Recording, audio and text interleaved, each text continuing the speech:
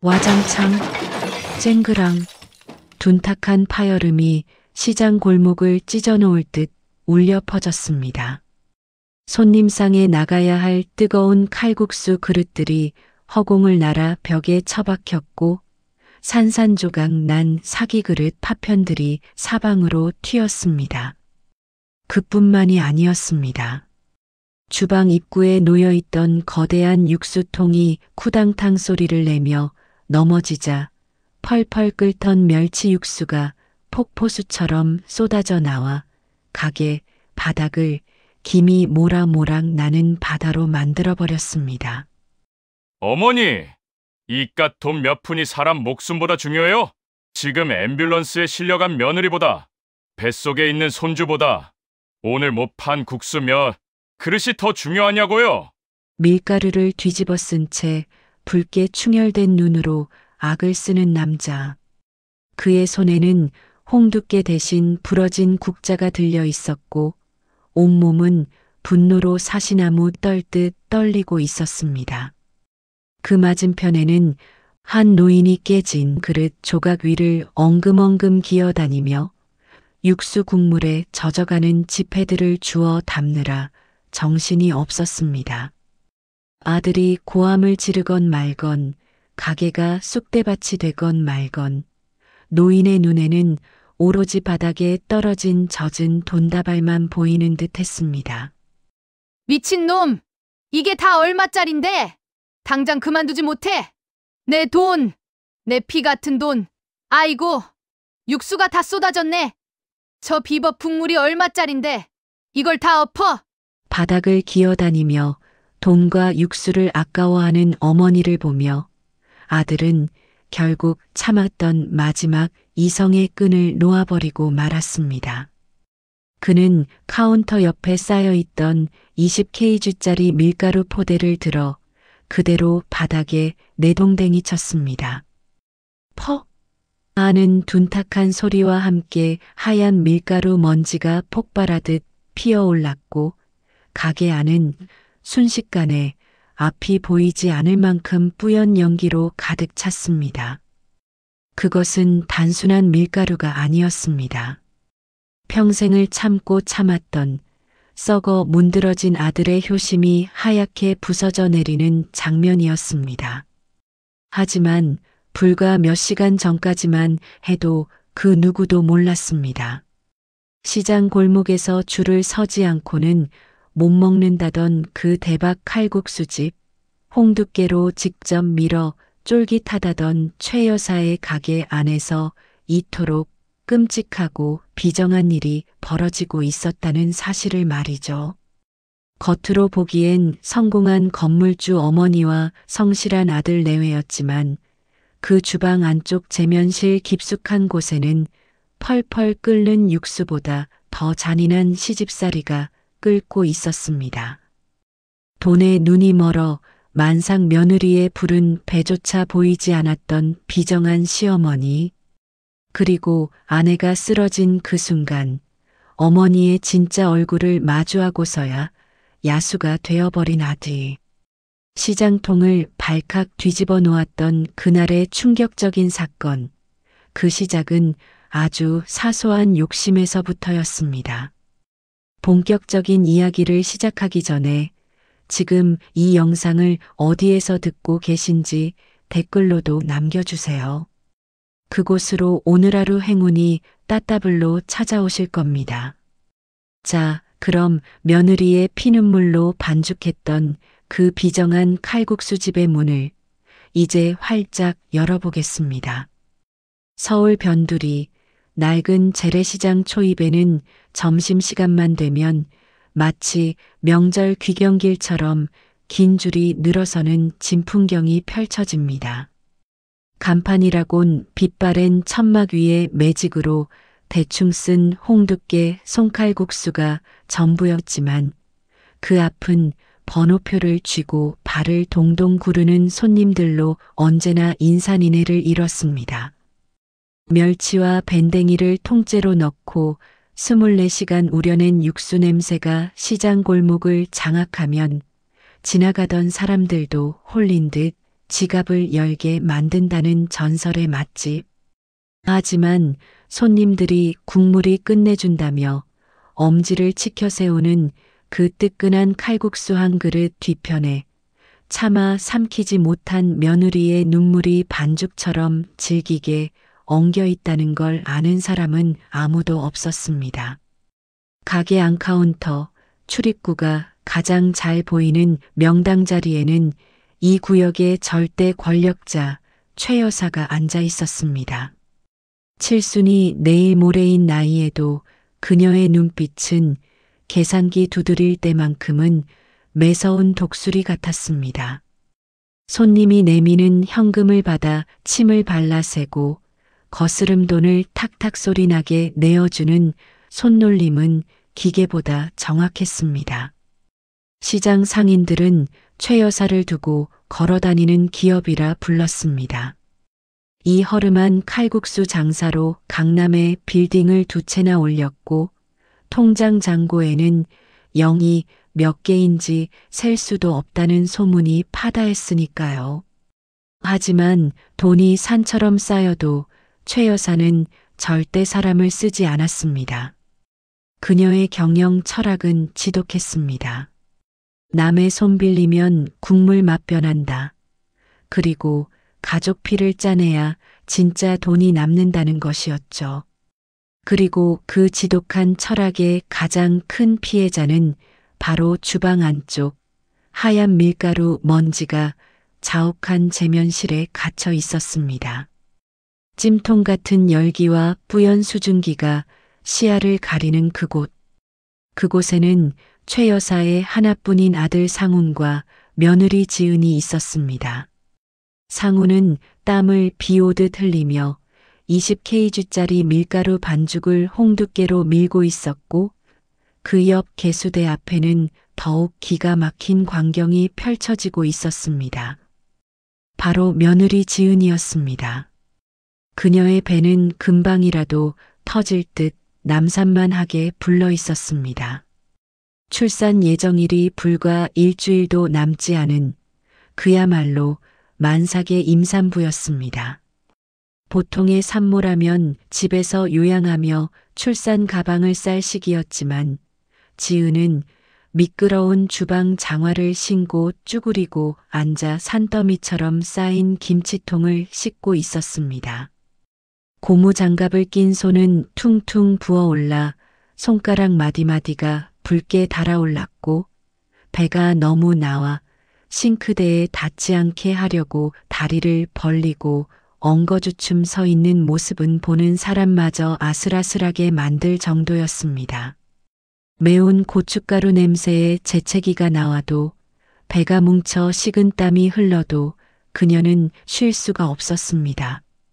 상우는 반죽을 밀다가도 힐끔힐끔 아내를 쳐다보며 속이 타들어갔습니다.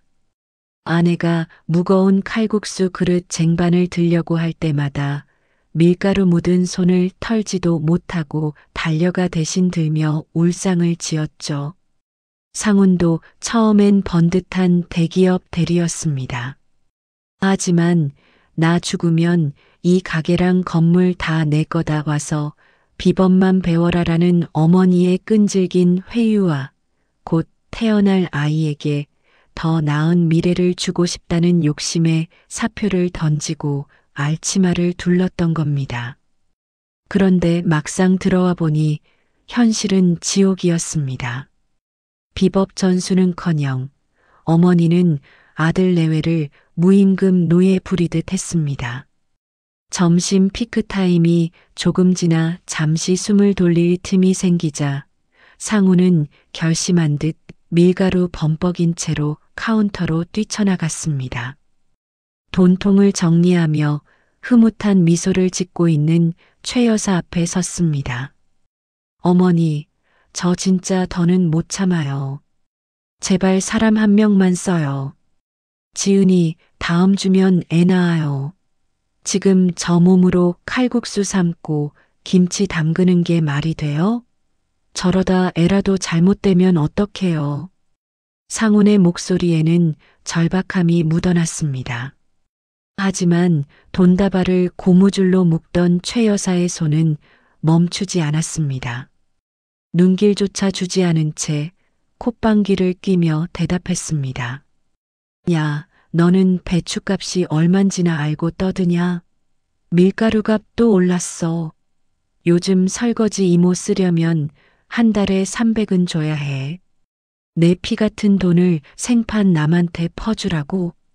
그리고 내 처가 손끝이 야무져서 김치 맛을 잘 내는데 솜씨 없는 남을 왜 써?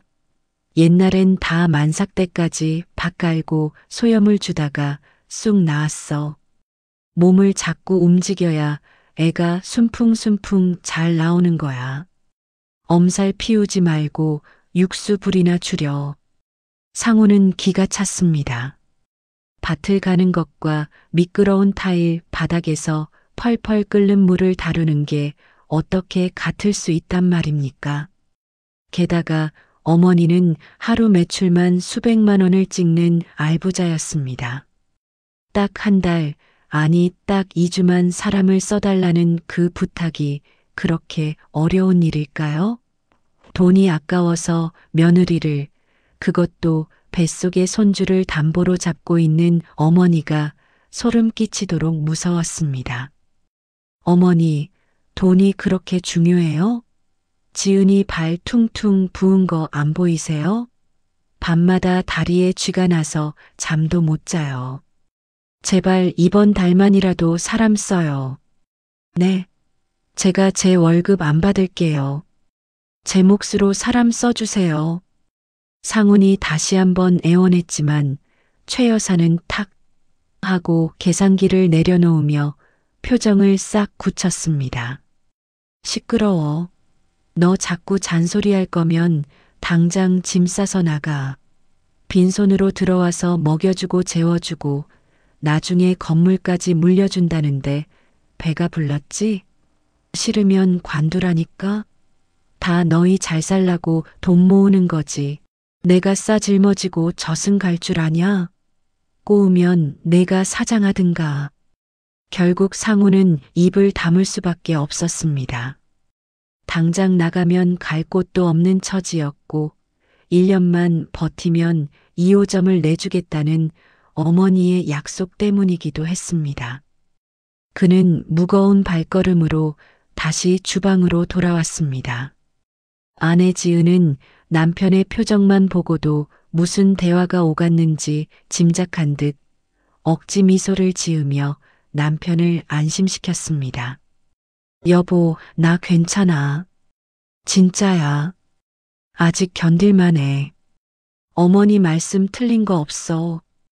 나 운동 부족인데 이렇게라도 움직여야 애 낳을 때 수월하대. 얼른 일하자. 저녁 장사 준비해야지. 지은의 그 착한 거짓말이 상훈의 가슴을 더 후벼 팠습니다. 착해 빠진 아내는 시어머니의 부당한 대우에도 불평 한마디 없이 묵묵히 겉절이를 버무렸습니다. 하지만 그날 오후 주방 바닥은 칼국수를 헹군 전분물 때문에 유난히 미끄러웠고 저녁 장사를 위해 끓이기 시작한 육수통에서는 위협적인 열기가 뿜어져 나오고 있었습니다. 폭풍전야처럼 고요하지만 눅눅한 공기가 가게 안을 감돌고 있었죠. 이것이 끔찍한 비극의 서막이라는 것을 땀과 밀가루에 젖은 두 부부는 미처 알지 못했습니다. 해가 뉘엿뉘엿 넘어가고 시장 골목에 하나둘 가로등이 켜질 무렵 홍두깨, 손칼국수 집에는 폭풍전야 같은 긴장감이 감돌았습니다. 점심 장사 때 썼던 식기들이 산처럼 쌓여 싱크대는 이미 포화 상태였고 상훈의 팔뚝은 하루 종일 반죽을 미느라 감각이 없을 정도로 뻣뻣하게 굳어 있었습니다. 지은 역시 퉁퉁 부은 다리를 두드리며 잠시 의자에 걸터 앉아 가쁜 숨을 몰아쉬고 있었죠. 이제 막 저녁 장사 준비를 시작해야 하는데 두 사람의 체력은 이미 방전된 상태나 다름없었습니다. 그때였습니다. 카운터에 놓인 전화벨이 요란하게 울리기 시작했습니다. 따르릉, 따르릉. 최 여사가 전화를 받자마자 눈이 번쩍 뜨였습니다. 수화기 너머로 들려오는 소리는 그야말로 돈벼락 떨어지는 소리였기 때문입니다. 인근 관악산 등반을 마친 산악회 회원 40명이 지금 단체로 내려오고 있다는 예약 전화였습니다. 메뉴 통일은 물론이고 수육의 파전까지 곁들이겠다는 그야말로 객단가 높은 알짜배기 손님들이었습니다. 보통의 식당이라면 쌍수를 들고 환영할 일이었지만 지금 주방의 상황은 그게 아니었습니다. 재료는 떨어져 가고 며느리는 만삭이고 아들은 지쳐 쓰러지기 일보 직전이었으니까요. 하지만 최 여사의 머릿속 계산기는 주방 사정 따위는 아랑곳하지 않고 빠르게 돌아갔습니다. 네. 아이고 회장님 당연히 되죠. 자리 싹 비워놓겠습니다. 40분? 아유 충분합니다. 오시기만 하세요. 제일 맛있는 부위로 삶아 놓을 테니까요. 전화를 끄는 최 여사는 개선장군처럼 주방 문을 벌컥 열어젖혔습니다. 그리고는 쩌렁쩌렁한 목소리로 폭탄 선언을 날렸습니다. 야, 비상이다. 산악회 40명 온단다. 지금 당장 수육고기 더 삶고 파전 반죽새로 해. 그리고 너 상훈이 너는 육수불 더 키우고 며느리 너는 빨리 창고 가서 겉절이 배추. 남은 거 싹 다 가져와. 지금 있는 거로는 택도 없다. 상훈은 아연실색했습니다. 지금 있는 손님들 치르기도 버거운데 갑자기 40명이라니요. 게다가 만삭인 아내에게 창고에 있는 무거운 절임 배추통을 가져오라니 이건 말이 안 되는 짓이었습니다. 어머니, 지금 제정신이세요? 40명이요? 우리 지금 재료도 없고 힘도 없어요. 그냥 돌려보내요. 그리고 지은이 보고 창고를 다녀오라니요. 거기가 얼마나 미끄럽고 어두운데 지은이 지금 서 있기도 힘들다고요. 상훈이 펄쩍 뛰며 반대했지만 최 여사의 눈에는 이미 욕망의 불꽃이 이글거리고 있었습니다.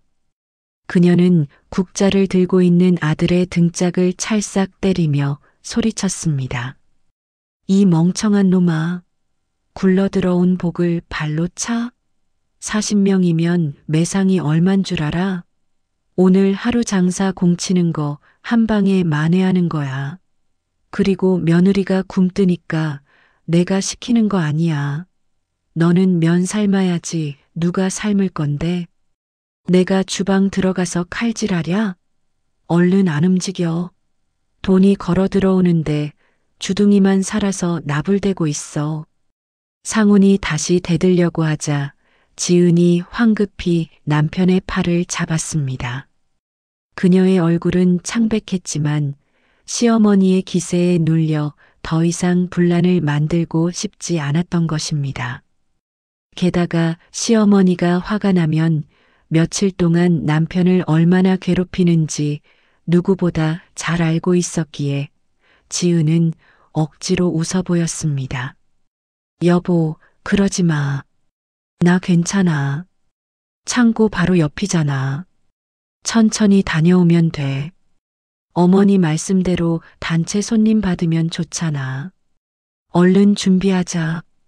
고기 삶으려면 시간 없겠다. 지은아, 안 돼. 너 진짜 큰일 나. 얼른 다녀올게. 걱정 마. 지은은 무거운 몸을 이끌고 뒤쪽 창고로 향했습니다. 최 여사는 그런 며느리의 뒷모습을 보며 혀를 찼습니다. 아유, 쟤는 왜 저렇게 걷는 게 굼뜨냐? 절에서 손님 오기 전에 배추 다 무치겠어?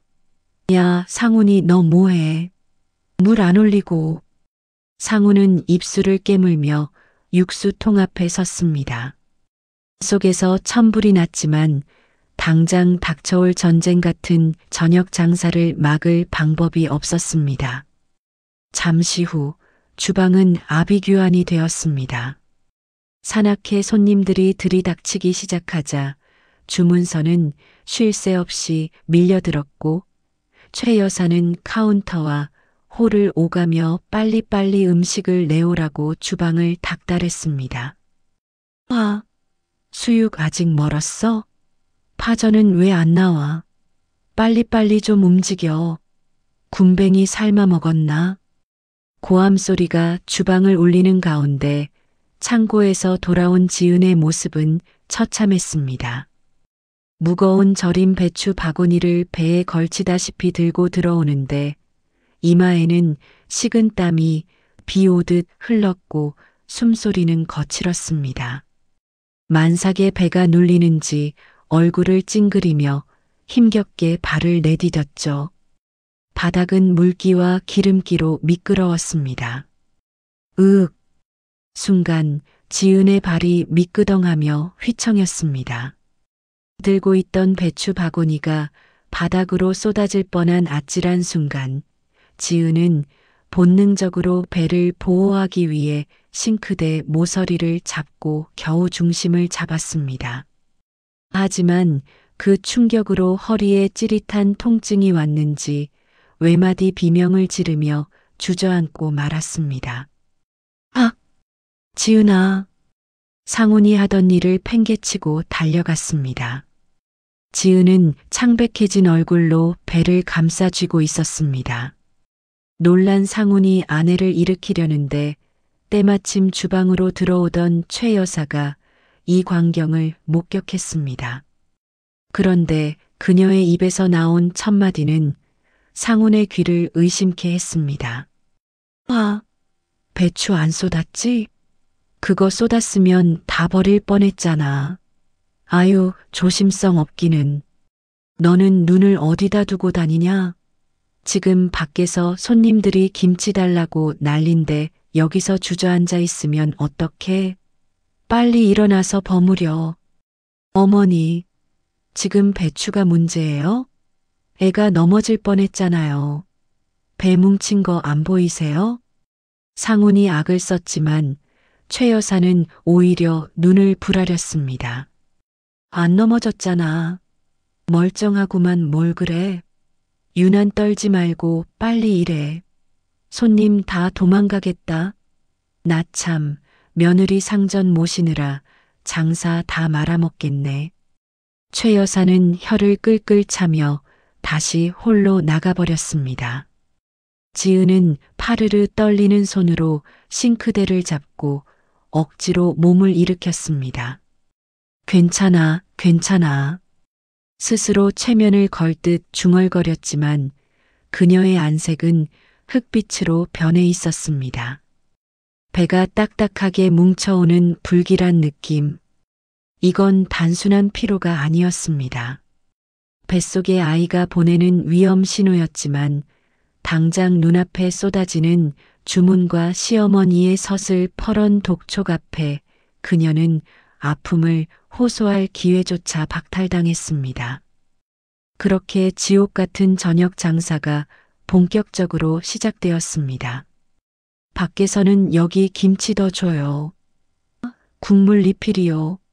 하는 아우성이 빗발쳤고 안에서는 만삭의 임산부가 이를 악물고 무거운 칼국수 반죽을 썰어야 했습니다. 그것은 단순한 노동이 아니었습니다. 며느리의 생명력을 갉아먹어 돈으로 바꾸는 비정한 연금술의 현장이었습니다. 그리고 잠시 후 모두가 우려했던 그러나 최 여사만 애써 무시했던 그 끔찍한 파국이 서서히 다가오고 있었습니다. 밀려드는 산악회 회원들의 기세는 그야말로 파도 같았습니다. 40명이 한꺼번에 자리를 잡고 앉아 여기 막걸리 먼저. 수육은 언제 나와? 김치 좀 팍팍 줘요. 하고 소리치자 20평 남짓한 가게 안은 순식간에 돛대기 시장이 되었습니다. 밖에서 들려오는 그 왁자지껄한 웃음소리와 건배소리가 주방 안의 세 사람에게는 목을 조여오는 카운트다운 소리처럼 들렸습니다. 주방 안은 이미 한증막이었습니다. 쉴 새 없이 끓어오르는 육수통 3개가 뿜어내는 열기, 지글지글 붙여지는 파전의 기름 냄새, 그리고 삶은 돼지고기를 썰어낼 때마다 피어오르는 뜨거운 김이 뒤섞여 숨조차 쉬기 힘들 지경이었습니다. 상우는 칼국수 면을 삶아 건져내느라 정신이 반쯤 나가 있었고, 만삭의 지은은 불판 앞에서 파전을 뒤집으며 다른 한 손으로는 수육 접시를 세팅하고 있었습니다. 야, 파전이 왜 이렇게 늦어? 저쪽 테이블 안주 떨어져서 젓가락 빨고 있잖아. 반죽 좀 얇게 펴. 그래야 재료가 덜 들어가지. 최 여사는 주방 입구에 서서 앵무새처럼 잔소리만 퍼부었습니다. 그녀의 역할은 오로지 감시였습니다. 혹여나 며느리가 비싼 오징어를 너무 많이 넣지는 않는지, 아들이 고기를 너무 두껍게 썰지는 않는지 매의 눈으로 지켜보다가 불호령을 내리는 것이었죠. 일손을 거들기는커녕 그녀는 좁은 주방 통로를 막고 서서 동선을 방해하는 가장 큰 장애물이었습니다. 어머니, 파전 뒤집을 때 기름 튀어요. 좀 비키세요. 그리고 수육 접시 나가는 것 좀 도와주세요. 지은이 혼자 못해요. 상훈이 면을 찬물에 헹구며 소리쳤지만 최 여사는 코웃음을 쳤습니다. 내가 왜? 나는 카운터 봐야지. 계산 틀리면 내가 책임질 거야. 그리고 며느리 재는 손이 없냐, 발이 없냐? 쟁반 하나 나르는 게 뭐 그리 힘들다고 엄살이야. 야, 며느리. 너 이따가 수육 나갈 때 김치 국물 흘리지 마라. 바닥 끈적거리면 청소하기 귀찮으니까. 지은은 대답할 기운조차 없었습니다. 배가 뭉쳐오는 통증은 이제 간헐적인 단계를 지나 지속적으로 허리를 끊어놓을 듯 괴롭히고 있었습니다. 파전의 열기가 얼굴에 확 끼칠 때마다 현기증이 일어 눈앞이 하얗게 전멸했습니다. 식은 땀이 눈으로 들어가 따가웠지만 닦을 손이 없어 어깨로 대충 훔쳐내야 했습니다. 그때였습니다. 주문이 밀려 마음이 급해진 최 여사가 주방 안으로 성큼성큼 들어왔습니다.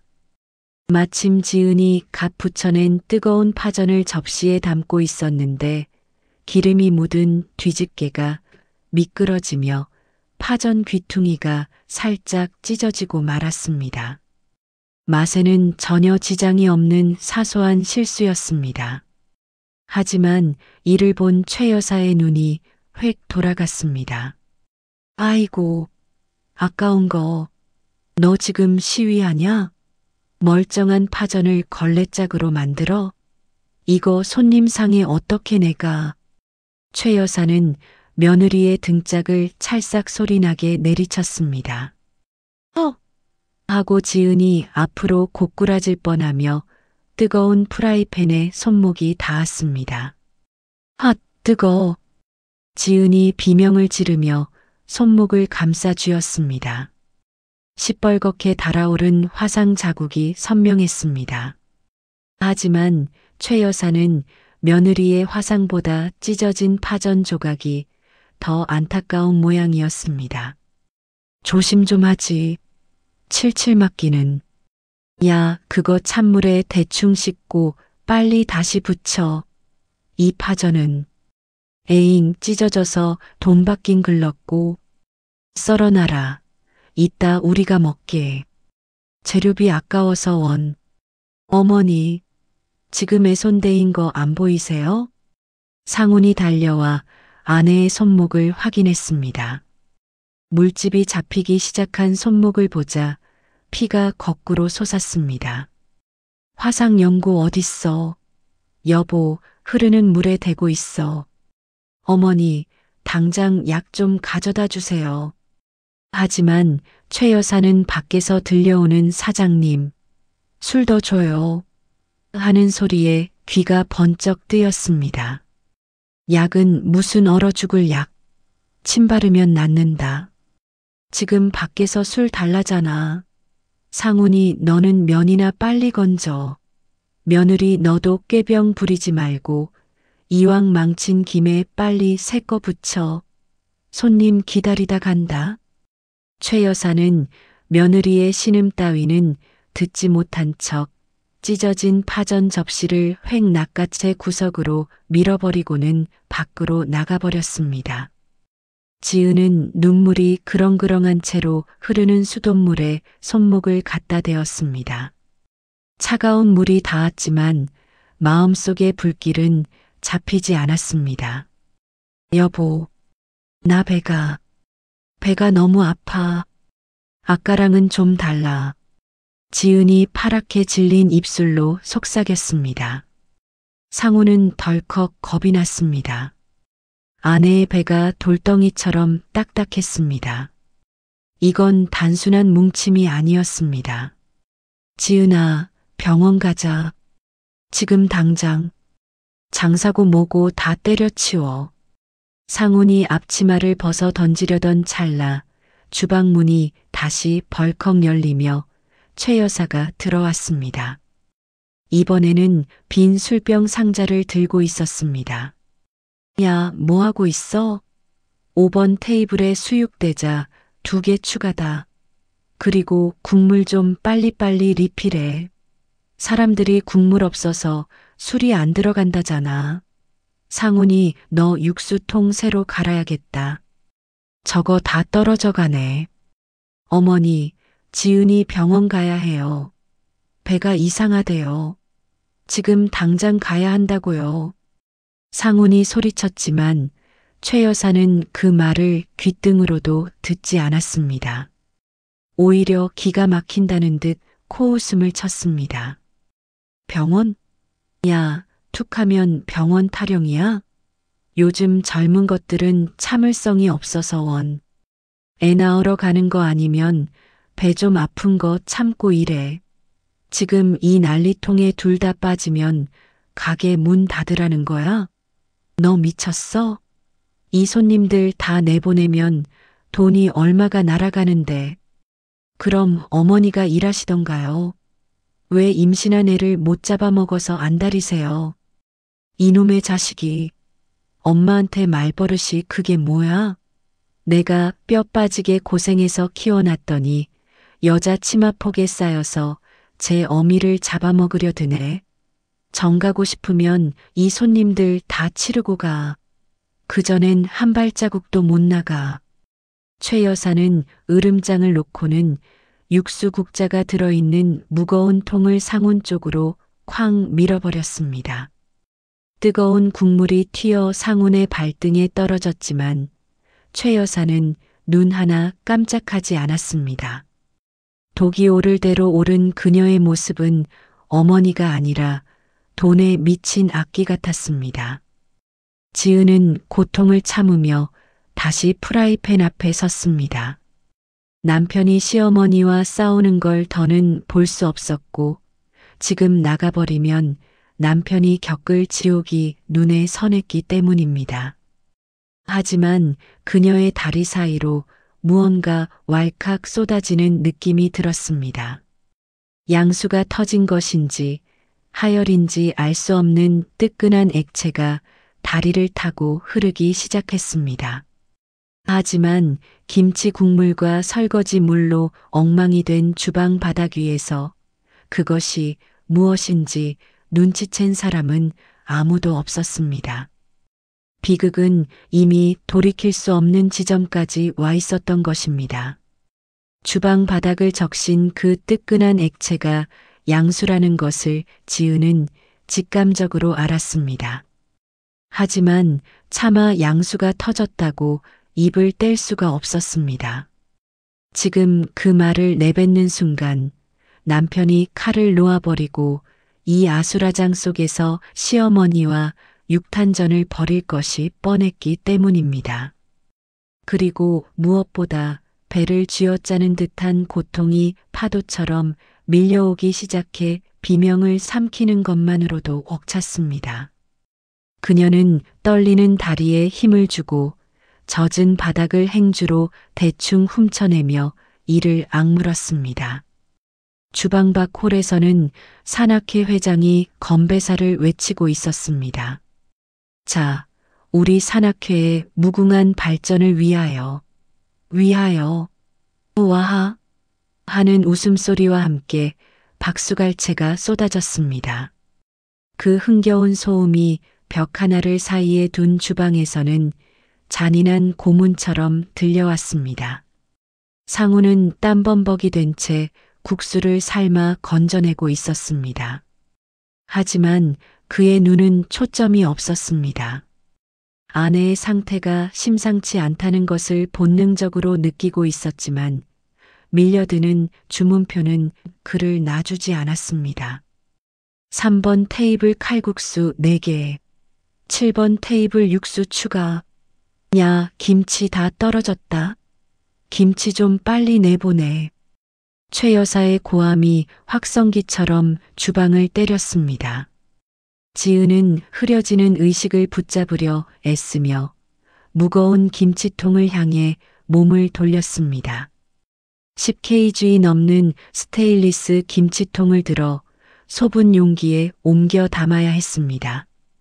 평소라면 거뜬했을 그 무게가 지금은 천근만근 바위처럼 느껴졌습니다.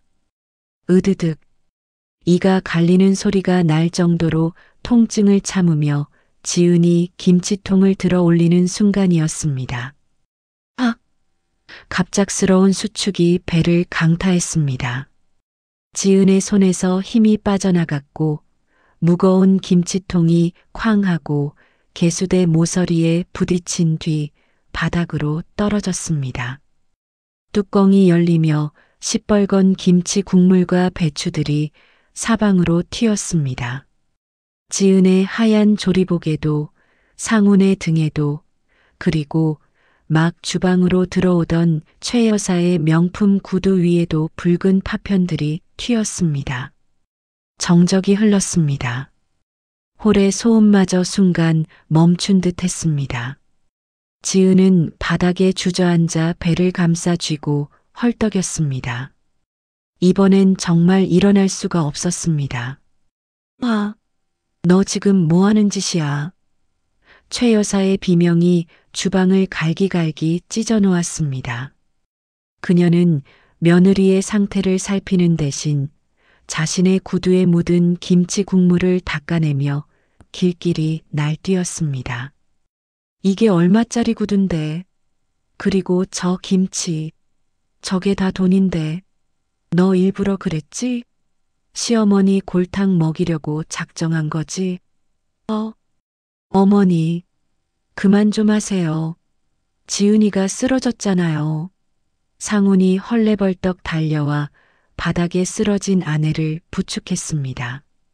지은의 얼굴은 이미 핏기가 하나도 없이 백지장처럼 하얗게 변해 있었습니다. 이마에는 식은땀이 흥건했고 입술은 파르르 떨리고 있었습니다. 여보, 나 애 나올 것 같아. 너무 아파. 지은의 목소리는 모기 소리만큼 작았습니다. 상훈의 손에 축축한 기운이 느껴졌습니다. 바닥에 쏟아진 김치 국물과는 다른 끈적하고 따뜻한 액체, 피였습니다. 하혈이 시작된 것입니다. 상훈의 눈이 뒤집혔습니다. 피, 지은아, 피. 어머니, 지은이 피 흘려요. 119, 빨리 119 불러요. 상훈이 울부짖으며 소리쳤습니다. 하지만 최 여사는 바닥에 널브러진 김치를 보며 인상을 찌푸릴 뿐 핸드폰을 꺼낼 생각조차 하지 않았습니다. 오히려 그녀의 입에서 나온 말은 악마의 속삭임보다 더 끔찍했습니다. 피는 무슨 김치 국물이겠지. 야, 호들갑 떨지 마라. 밖에서 손님들 다 듣는다. 재수없게 식당에서 피 얘기를 왜 해? 밥맛 떨어지게. 일단 저 김치부터 주워 담아. 씻어서 찌개에라도 넣게. 그 순간 상우는 자신의 귀를 의심했습니다. 사람이, 아니 엄마라는 사람이 어떻게 이럴 수가 있단 말인가. 눈앞에서 며느리가 피를 흘리며 쓰러져 있는데 김치 걱정을 하고 손님 밥맛 걱정을 하다니. 어머니, 진짜 사람 맞아요? 지은이 죽어가는 거 안 보여요? 비키세요. 내가 데리고 나갈 거야. 상훈이 지은을 안아 올리려 했습니다. 하지만 70kg에 달하는 만삭의 임산부를 이미 체력이 바닥난 상훈이 혼자 들어 올리기엔 역부족이었습니다. 비틀거리던 상훈이 중심을 잃고 다시 넘어지려는 찰나 최 여사가 앞을 가로막았습니다. 어딜 가? 지금 국수면 다 삶아놨는데 어딜 도망가? 이 손님들 다 먹여서 보내고 가. 며느리 쟤는 저기 구석 의자에 좀 앉혀놔. 잠깐 쉬면 낫겠지. 야, 며느리. 너 정신 똑바로 안 차려? 내 남편 고생하는 거 안 보여? 얼른 일어나서 수습 못해? 최 여사는 쓰러진 며느리의 어깨를 발로 툭툭 찼습니다. 마치 길가에 있는 돌멩이를 치우듯 무심하고 잔인한 발길질이었습니다. 지은이 고통스러운 신음을 토해내며 몸을 웅크렸습니다. 그때였습니다. 주방 입구 쪽에서 웅성거리는 소리가 들렸습니다. 음식이 너무 늦게 나오자 화가 난 산악회 회장과 몇몇 손님들이 주방 쪽으로 항의하러 온 것입니다. 아니, 사장님, 국수가 왜 이렇게 안 나와요? 우리 버스 시간 다 됐는데. 열린 문틈으로 그들이 목격한 것은 김치 국물과 피가 뒤섞인 바닥에 쓰러져 있는 임산부와 그 앞에서 삿대질을 해대는 주인의 모습이었습니다. 하지만 최 여사는 당황하지 않았습니다. 오히려 뻔뻔한 얼굴로 손님들을 향해 소리쳤습니다. 아이고, 죄송합니다. 며느리가 일을 하도 칠칠맞게 해서 김치를 다 엎었지 뭡니까? 금방 치우고 국수 나갑니다.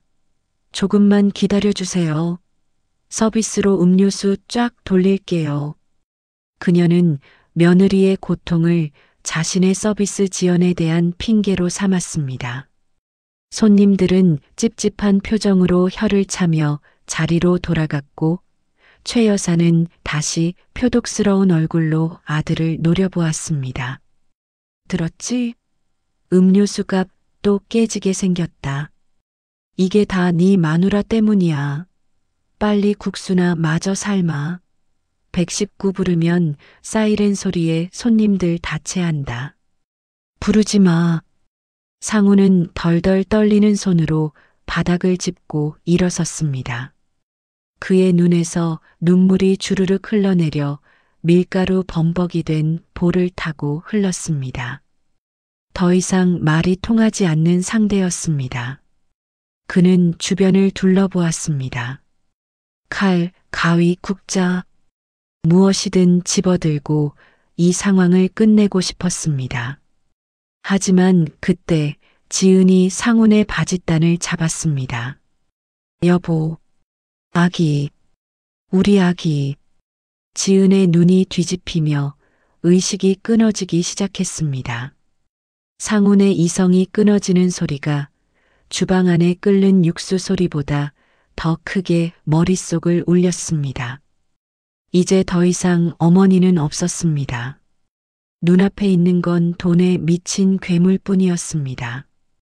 지은의 호흡이 거칠어지더니 이내 툭 하고 끊길 듯 얕아졌습니다. 초점 잃은 동공이 허공을 배회하다가 스르르 감기는 순간 상훈의 세상도 함께 암전되었습니다.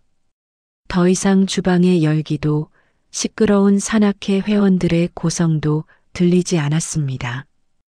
오직 차갑게 식어가는 아내의 손과 바닥을 적시는 붉은 선혈만이 그의 시야를 가득 채웠습니다.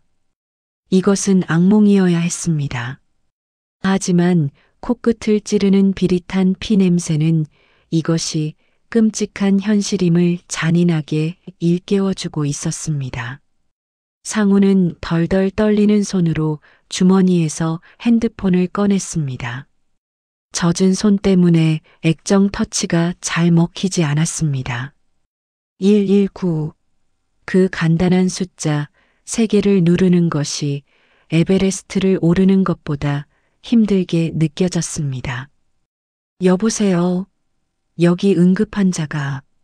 상훈이 통화 버튼을 누르며 울부짖으려던 찰나 누군가의 손이 낚아채듯 핸드폰을 빼앗아 갔습니다. 최 여사였습니다. 그녀는 아들의 핸드폰을 설거지통, 그 더러운 짬통 속으로 퐁당 던져버렸습니다. 첨벙. 핸드폰이 더러운 물속으로 가라앉는 소리는 상훈의 심장이 바닥으로 추락하는 소리와 같았습니다. 상훈은 넋이 나간 표정으로 어머니를 올려다보았습니다. 도저히 인간의 눈이라고는 믿기지 않는 탐욕에 젖은 눈동자가 그를 내려다보고 있었습니다. 어머니, 지금 뭐 하신 거예요? 뭐 하긴, 정신 차리게 해준 거지. 야, 119 오면 사이렌 소리에 동네방네 소문 다 나. 최 여사네 집에서 사람 실려나갔다. 음식이 상해서 그런 거 아니냐 하고. 헛소문 돌면 우리 가게 문 닫아야 해. 너 그 책임질 수 있어? 가게 문 닫는다고요? 그게 지금 중요해요? 며느리가 죽어가는데, 당신 손주가 죽어가는데 가게 평판이 중요하냐고요. 상훈이 짐승처럼 포효하며 일어섰습니다. 하지만 최 여사는 꿈쩍도 하지 않았습니다. 오히려 팔짱을 끼고 주방 문 앞을 가로막아 섰습니다. 그녀의 뒤로는 마치 지옥문을 지키는 문지기처럼 단호함이 서려 있었습니다. 중요하지. 이 가게가 누구 덕에 컸는데 내가 평생 피땀 흘려 일군 가게야. 며느리제 잠깐 기절한 거야. 쉬어하는 거라고. 너한테 관심 받고 싶어서 일하기 싫어서 연기하는 거야. 물 한 바가지 끼얹으면 벌떡 일어날걸? 최 여사는 진심으로 그렇게 믿고 있는 듯 했습니다. 아니, 믿고 싶어 했습니다. 자신의 돈벌이에 방해되는 모든 상황을 거짓과 음모로 치부해버리는 지독한 자기합리화. 그것은 광기였습니다. 비켜요. 내가 데리고 나갈 거야. 상훈이 축 늘어진 지은을 안아 올렸습니다. 팔이 후들거렸지만 초인적인 힘을 쥐어짜냈습니다.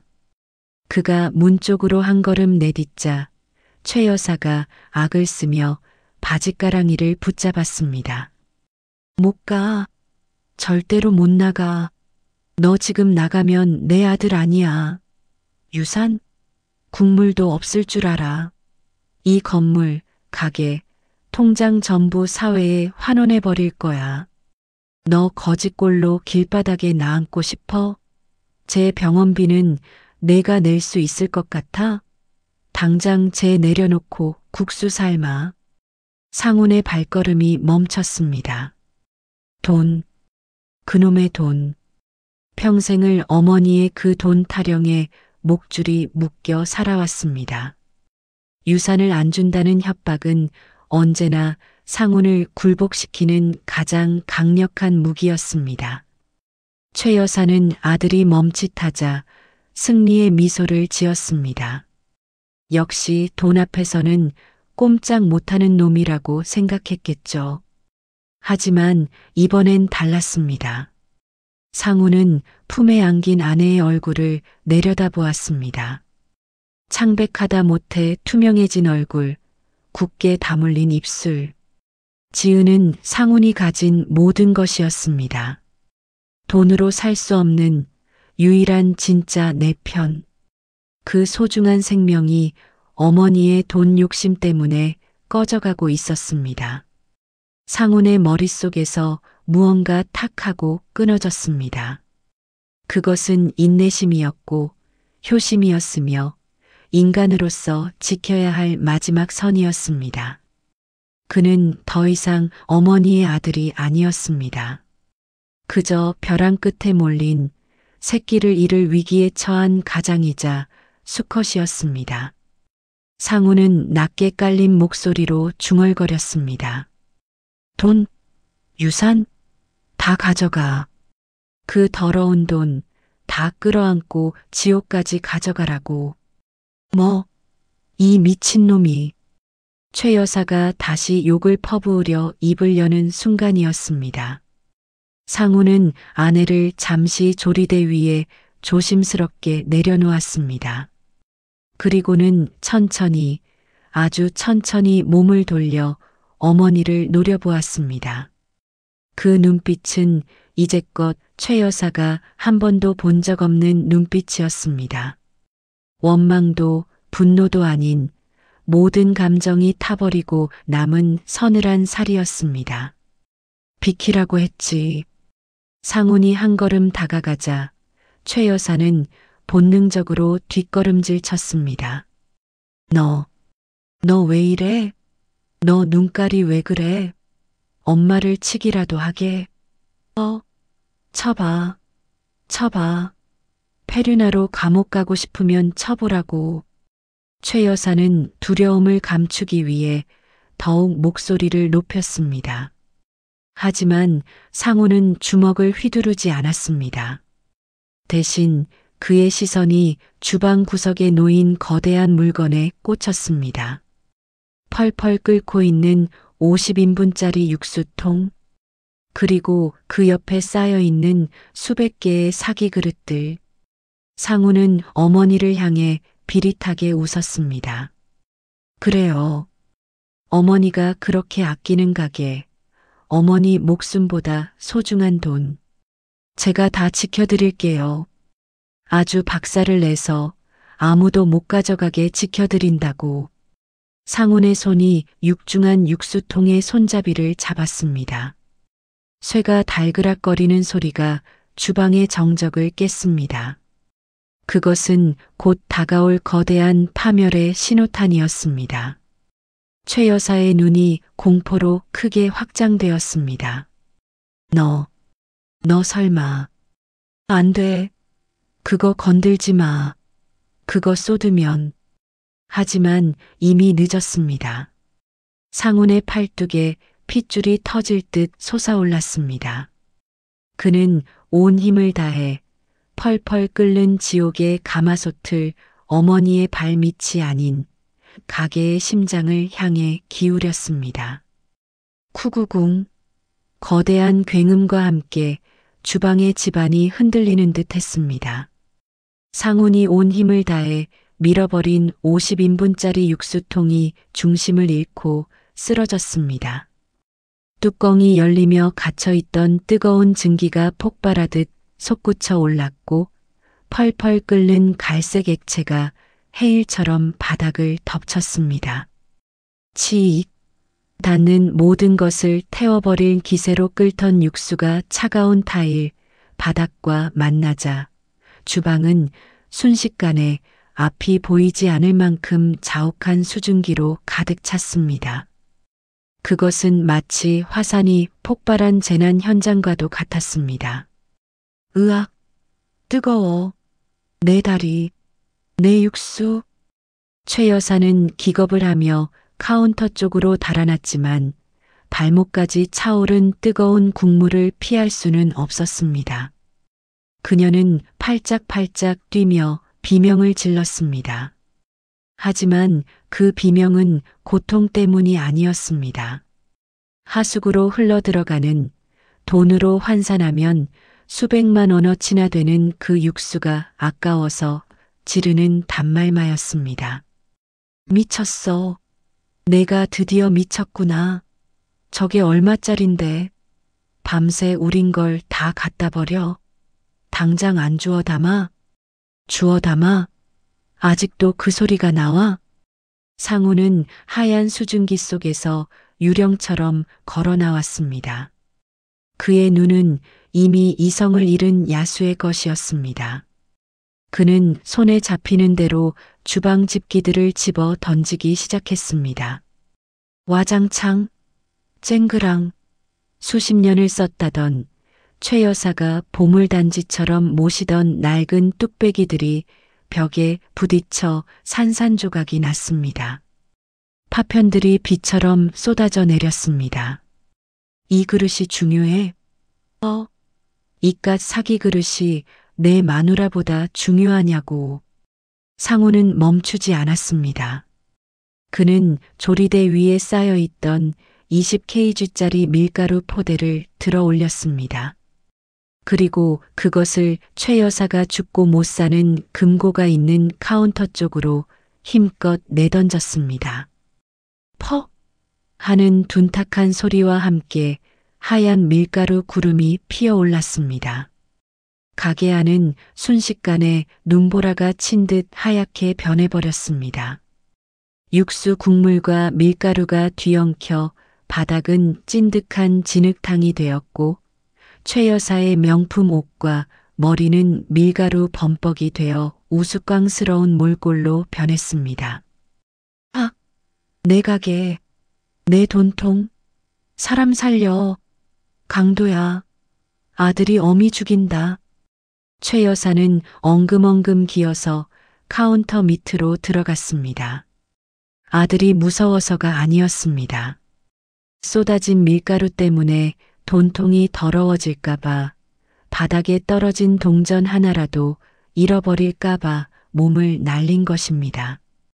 그녀는 깨진 그릇 조각에 무릎이 긁히는 줄도 모르고 육수 국물에 젖은 지폐들을 허겁지겁 주머니에 쑤셔 넣었습니다. 그 모습은 탐욕 그 자체, 인간이라기보다는 돈을 먹고 사는 귀신에 가까웠습니다. 그때 밖에서 웅성거리던 산악회 손님들이 우당탕 문을 열고 주방으로 들이닥쳤습니다. 안에서 들리는 굉음과 비명에 큰일이 났다고 생각한 것입니다. 하지만 그들이 목격한 광경은 상상을 초월했습니다. 아니, 이게 무슨 냄새야? 육수가 다 엎어졌네. 세상에, 저기 사람 쓰러져 있어요. 임산부야. 바닥에 피 봐. 사장님은 뭐 하는 거야? 돈 줍고 있는 거야? 며느리가 죽어가는 판에. 뿌연 연기 사이로 드러난 참혹한 진실. 바닥에 쓰러져 창백하게 식어가는 만삭의 며느리, 그 옆에서 돈을 챙기느라 정신이 없는 시어머니, 가리고 난장판이 된 주방 한가운데서 울부짖는 아들. 손님들은 그제야 사태를 파악하고 경악했습니다. 누군가가 소리쳤습니다. 이봐요. 구경만 하지 말고 신고해. 사람 죽겠어. 119 불러. 누가 신고를 해? 영업방해로 다 고소할 거야. 내 돈, 내 가게. 최 여사가 밀가루를 뒤집어 쓴 채 악기처럼 소리쳤지만 이미 사람들의 눈빛은 경멸로 가득 차 있었습니다. 핸드폰 카메라들이 켜졌고 여기저기서 수군거림이 터져 나왔습니다. 돈에 미쳤구만. 며느리를 잡았네 잡았어. 저런 집인 줄 모르고 먹었다니 소름 끼친다. 상우는 더 이상 어머니를 보지 않았습니다. 아니, 볼 가치조차 느끼지 못했습니다. 그는 쓰러진 아내에게 다가갔습니다.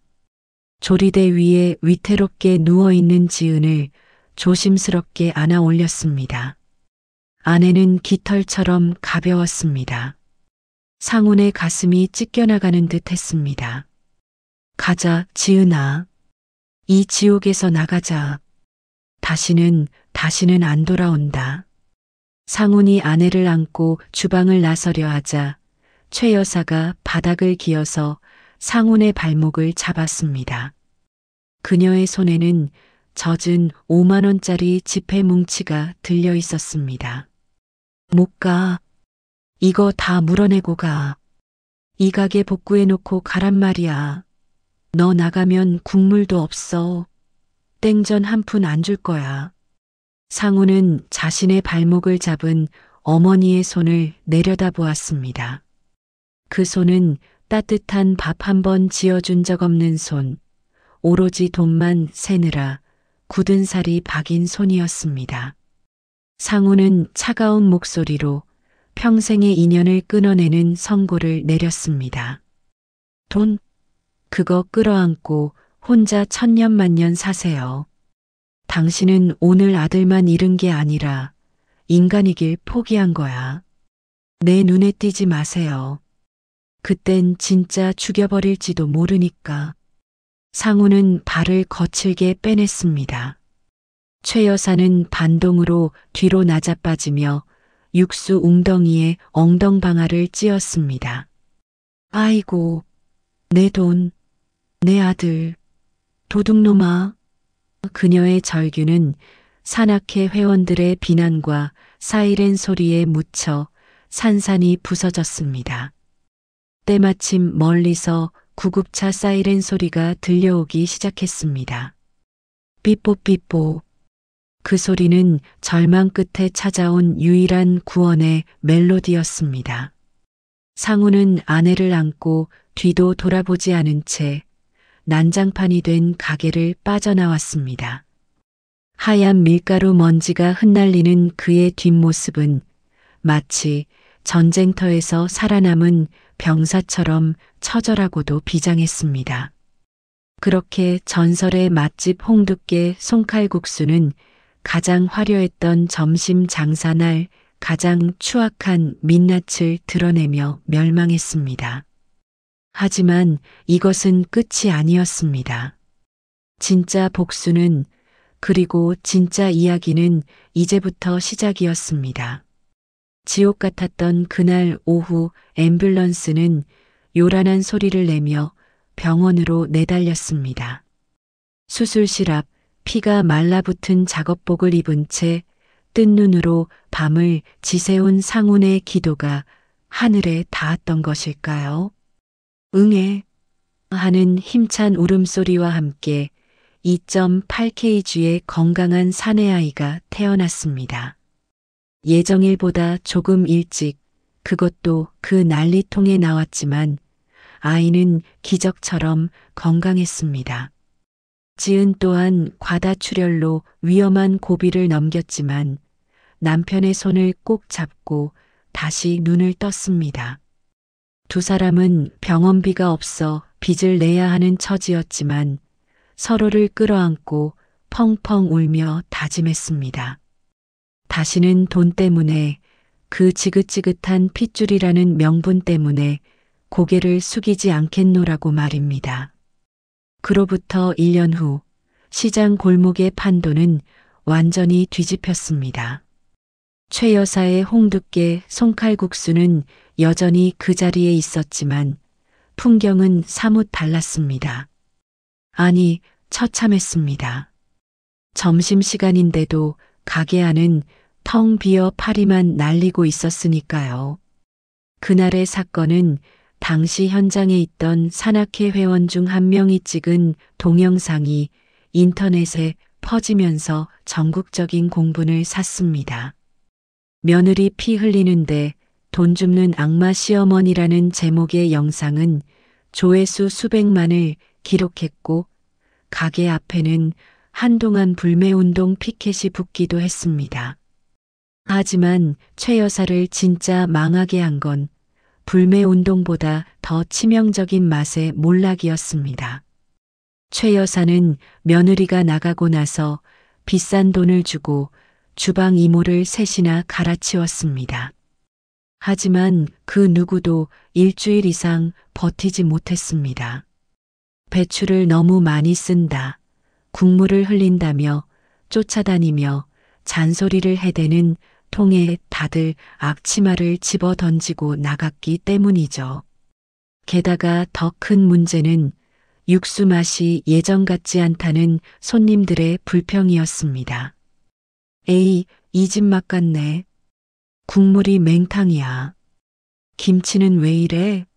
군내가 풀풀 나고. 옛날 그 감칠맛이 없잖아. 최 여사는 펄쩍 뛰었습니다. 내가 30년 넘게 끓인 비법 육수인데 뭐가 달라졌다는 거야. 내들 입맛이 싸구려라 그렇지. 라며 손님들과 멱살잡이를 하기 일쑤였습니다. 하지만 그녀는 몰랐습니다. 사실 그 대박 육수의 비밀은 최 여사가 아니라 아들 상훈에게 있었다는 사실을요. 어머니가 재료비 아낀다고 멸치를 덜 넣으라고 닥달할 때마다 상훈이 몰래 새벽 시장에 나가 사비로 디포리와 건새우를 사와서 육수에 추가해 왔던 것입니다. 며느리 지은 역시 시어머니가 사온 싸구려 중국산 고춧가루에 친정에서 가져온 액젓과 매실청을 몰래 섞어 김치 맛을 살려내고 있었던 거죠. 돈 욕심에 눈이 멀어 정작 맛을 내는 황금거위들을 제 발로 걷어차버린 최 여사. 결국 그녀의 가게는 위생불량 신고까지 겹치며 영업 정지를 당했고 강남 빌딩의 대출 이자를 갚지 못해 건물까지 경매로 넘어갈 위기에 처했습니다. 반면 시장 반대편 끝자락. 예전에는 창고로 쓰이던 허름한 자리에 새로 문을 연 지은네 손칼국수는 그야말로 문전성시를 이루고 있었습니다. 간판도 없이 현수막 하나 달랑 걸어놓고 시작했지만 입소문은 무서웠습니다. 야, 여기야 여기. 옛날 홍두깨 집 그 며느리가 하는 데래. 국물 맛이 끝내줘. 아니, 옛날보다 더 진해졌어. 상훈과 지은은 욕심 부리지 않았습니다. 하루 딱 100그릇. 재료가 떨어지면 미련 없이 문을 닫았습니다. 대신 그 100그릇에는 정성을 쏟아부었습니다. 상훈은 더 이상 어머니의 눈치를 보지 않고 최고급 멸치와 밴댕이를 듬뿍 넣어 육수를 끓였고 지은은 갓 담근 겉절이를 아낌없이 퍼주었습니다. 만삭의 몸으로 주방 구석에 쭈그리고 앉아 눈물 젖은 배추를 다듬던 그 한이 이제는 손님들을 위로하는 깊은 맛으로 승화된 것입니다. 가게 한편에는 포대기에 쌓인 돌쟁이 아기가 방긋방긋 웃으며 손님들의 귀여움을 독차지하고 있었고 상훈의 얼굴에는 더 이상 찌든 그늘이 없었습니다. 그는 밀가루 범벅이 된 얼굴로 땀을 닦으면서도 아내와 눈이 마주칠 때마다 행복하게 웃었습니다. 그것이 진짜 부자의 모습이었습니다. 그러던 어느 날 긴 줄 틈바구니에 낯익은 그러나 초라한 노인 한 명이 서 있었습니다. 꾀재재한 옷차림에 헝클어진 머리, 바로 최 여사였습니다. 그녀는 자신의 가게가 파리만 날리자 도대체 저 집은 뭐가 그리 잘나서 줄을 서나 싶어 염탐을 하러 온 것입니다. 그리고 그녀는 가게 안에서 풍겨나오는 냄새를 맡자마자 다리에 힘이 풀려 주저앉을 뻔했습니다. 그건 자신이 그토록 자랑하던 하지만 지금은 잃어버린 바로 그 진짜 육수 냄새였으니까요. 최 여사는 떨리는 손으로 문을 열고 들어갔습니다. 카운터에서 밝게 웃으며 계산을 하던 지은과 눈이 마주쳤습니다. 지은은 잠시 멈칫했지만 이내 차분한 표정으로 물었습니다. 어서 오세요. 몇 분이세요? 최 여사는 며느리의 그 당당한 태도에 기가 죽으면서도 억울함이 솟구쳤습니다. 너희들 내 비법 훔쳐다가 여기서 장사하는 거냐? 내가 호랑이 새끼를 키웠지. 당장 문 닫아. 이거 다 내 기술이잖아. 가게 안의 손님들이 수군거리기 시작했습니다. 하지만 주방에서 나온 상훈이 그 앞을 막아섰습니다. 예전에 주눅든 아들이 아니었습니다. 비법이요? 어머니, 비법은 재료 아끼고 사람 갈아 넣는 것이었잖아요. 우리 가게에는 그런 비법 없습니다. 여기는 좋은 재료 쓰고 정당하게 일해서 번 돈으로 장사해요. 그리고 저 육수, 제가 10년 동안 연구해서 만든 제 겁니다. 어머니는 돈 세느라 주방에 들어와 본 적도 없으시잖아요. 이 불효자식이 내가 널 어떻게 키웠는데 건물 준다니까 배신을 때려. 당장 짐 싸서 본가로 들어와. 내가 용서해 줄 테니까 기술만 다시 내놓으란 말이야. 최 여사는 끝까지 반성 대신 거래를 시도했습니다. 하지만 상우는 싸늘하게 고개를 저었습니다. 아직도 정신 못 차리셨네요.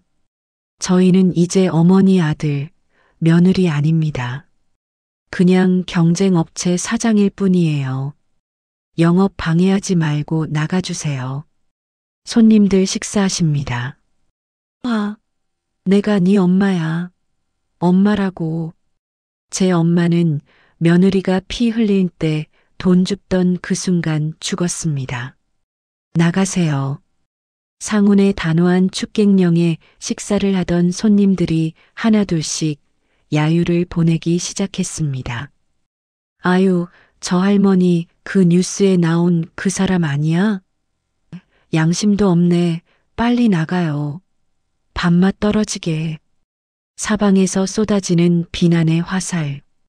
최 여사는 얼굴이 불그락푸르락해져서 더 이상 버틸 수가 없었습니다. 그녀는 도망치듯 가게를 빠져나왔습니다.